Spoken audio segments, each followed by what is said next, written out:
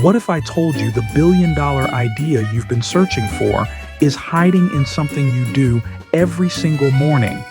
You wake up, stumble to the kitchen, maybe half asleep, and start your coffee ritual grinding the beans, waiting for that aroma to fill the air, taking that first sip that makes the world feel right again. It's a simple habit millions of people share every day. But one man looked at that same moment and saw something completely different, not a drink, but a global opportunity. When Howard Schultz visited a cafe in Milan back in the 1980s, he didn't just taste the coffee. He noticed the ritual, the community, the conversations, the unspoken connection between people. To him, it wasn't about caffeine, it was about belonging. That single observation turned into Starbucks, a company now worth over $100 billion. And here's the crazy part, Schultz's story isn't unique. The world's biggest creative breakthroughs usually don't come from sudden bursts of genius. They come from seeing differently, from noticing what's been in front of us all along. Today, we're decoding how billion-dollar creative ideas hide in plain sight. Because creativity isn't magic, it's a muscle. And the real secret? You're already practicing it every morning, you just haven't realized it yet. We've all grown up hearing about creativity like it's some mysterious gift. That one person in class who could draw effortlessly, or the genius who suddenly invents something world-changing in their garage. But neuroscience paints a very different picture. Dr. Arne Dietrich, a researcher at the American University of Beirut, found that creativity isn't one single process. It's a collaboration of multiple parts of the brain working together. It's not a lightning bolt moment. It's more like a network lighting up in harmony. When scientists at MIT studied jazz musicians improvising, they discovered something fascinating during those creative moments. The brain's logical centers didn't shut down. They actually became more active. Creativity isn't chaos, it's structured exploration. Take James Dyson. His famous vacuum cleaner wasn't born from one eureka moment. It came from 5,126 failures, 15 years of frustration, adjustments, and experiments. Every single failed prototype taught him something new about suction and design. His creativity wasn't divine inspiration, it was obsession through iteration. Sarah Blakely, the founder of Spanx, tells a similar story. Her billion-dollar idea started with a pair of pantyhose and a pair of scissors. She spent years testing, refining, and learning, not creating the perfect idea overnight, but building it step by step. That's the first truth about creativity. It's not about waiting for inspiration. It's about setting up the conditions where insight can appear naturally, and then having the persistence to keep showing up until it does. Now, let's bring it back to your coffee. Every morning, you're already going through a mini creative ritual, whether you realize it or not. You make micro decisions: how strong to brew it, which mug to use, how much sugar to add. These small choices shape how you start your day.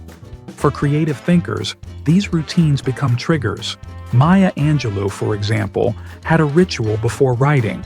She'd rent a bare hotel room, bring nothing but a Bible, a thesaurus, and a cup of coffee.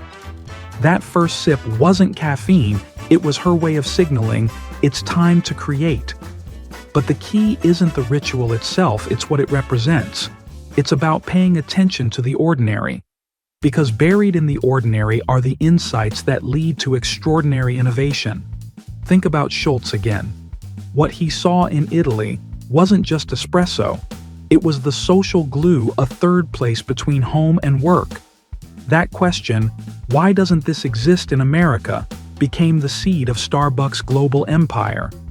It's never about copying someone else's ritual. It's about decoding what makes it meaningful. Schultz didn't bring Italian cafes to America, he brought their essence.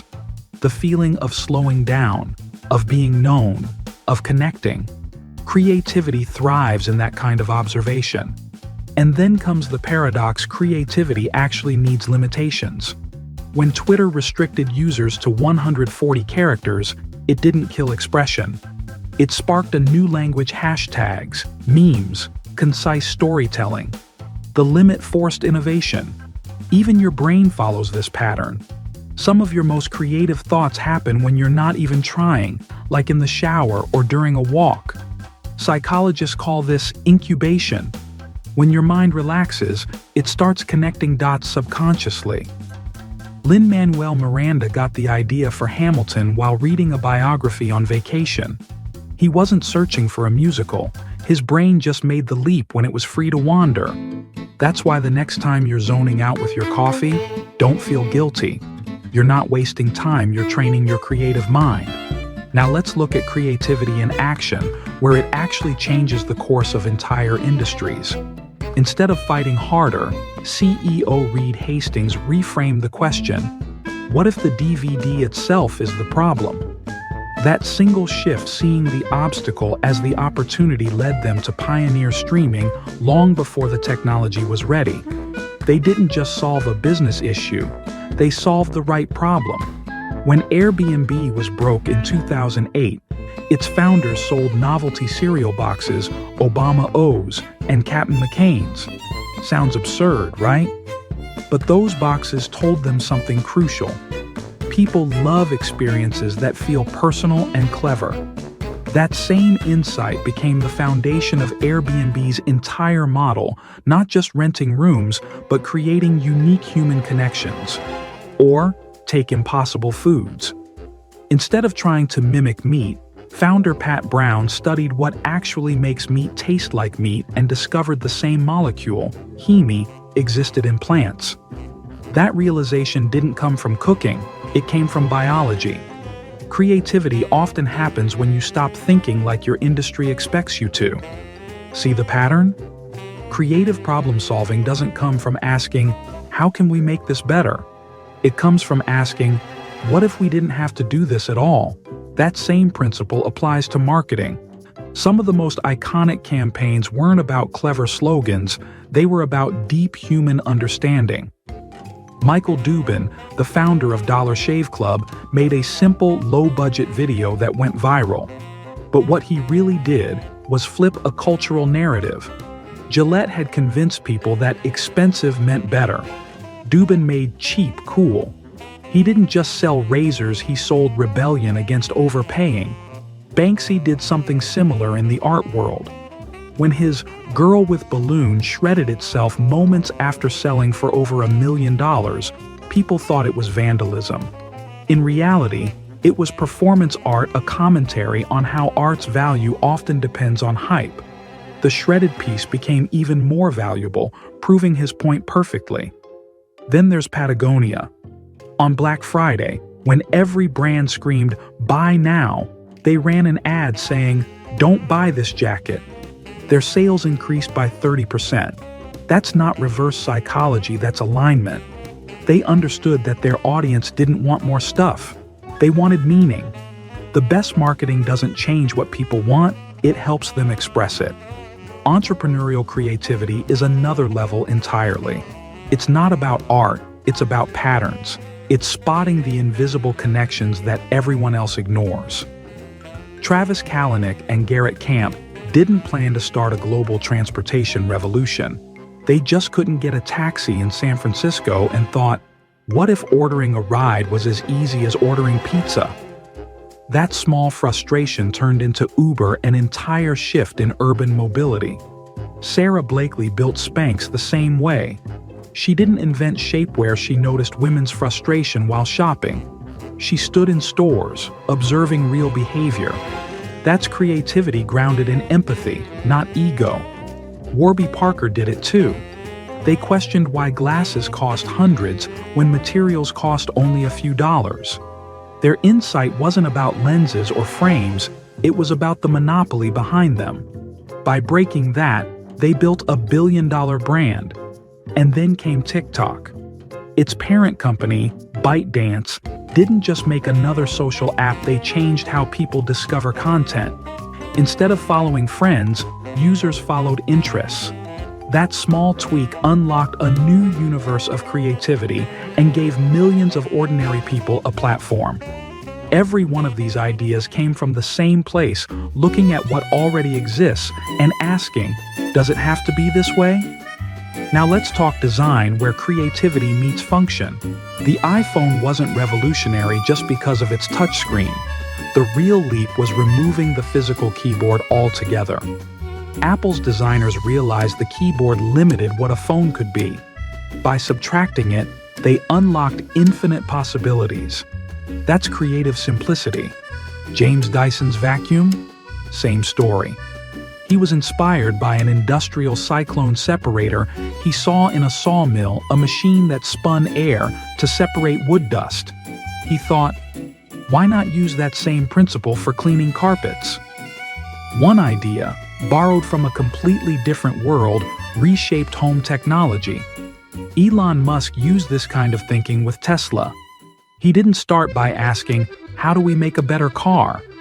But if cars were invented today, what would they look like? That question led to minimalist interiors, software-driven design, and even the decision to make door handles disappear. That's design thinking in action, understanding human needs, removing friction, and anticipating problems before they appear. So how do you unlock this kind of creativity in your own life? You don't need a fancy studio or million-dollar lab. You just need to approach the world differently. Start by questioning assumptions, all of them.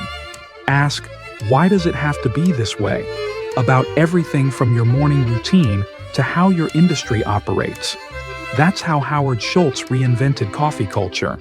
Then, cross-pollinate ideas. Study fields that have nothing to do with your own. Dyson found inspiration in a sawmill. Steve Jobs found it in calligraphy. The best ideas often come from the edges, not the center. Next, embrace failure productively. Every mistake is data. Dyson didn't fail 5,000 times. He learned 5,000 ways not to fail. Give yourself permission to create without pressure. Google once let employees spend 20% of their work time on personal projects. That's how Gmail and AdSense were born. Exploration breeds innovation. And above all, study human behavior. Every successful creative breakthrough starts with empathy, seeing what frustrates, delights, or confuses people, and then designing something that makes life smoother. Creativity isn't about talent or luck.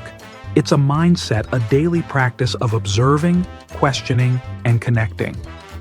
Thanks for watching. Please like the video, press the subscribe button, and also drop your thoughts in the comment section.